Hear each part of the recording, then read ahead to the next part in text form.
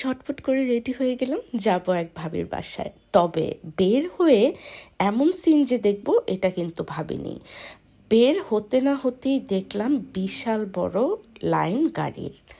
একদম সে মনে হলো আমি আবার আমার প্রাণপ্রিয় ঢাকায় চলে গেলাম, যেখানে ওই যে ইফতারের আগ মুহূর্তে যেমন জ্যাম হতো ঠিক তেমনই এখানেও এই অবস্থা। কারণ ভাই, এখানেও তো একটা মিনি বাংলাদেশই আছি, তাই এই অবস্থা। সবাই কেমন যেন অস্থির, মনে হচ্ছে এখনই ছুটে যাবে বাসায়। আসলে ইফতারের আগ মুহূর্তই ছিল, সবাই একটু অস্থির ছিল, সবাই চাচ্ছিল হয়তো বা নিজ নিজ জায়গায় চলে যেতে। তারপরে যাই হোক এগুলো পার করে ভাবির বাসায় চলে আসলাম। আর এসে মজার মজার ইফতারি দেখে তো মনটাই ভালো হয়ে গেল। সবাই মিলে একসাথে ইফতার করলাম। তবে ভাবির এই স্পেশাল আইটেম আমার সব সময় পছন্দ, সেটা হচ্ছে ফ্রাইড রাইস। আমি কিন্তু মজা করে ফ্রাইড রাইসটাই খেয়ে ফেললাম। এই তো সবার সাথে গল্পগুজব করছিলাম, বাচ্চারা খেলছিল, বেশ আনন্দে কাটছিল।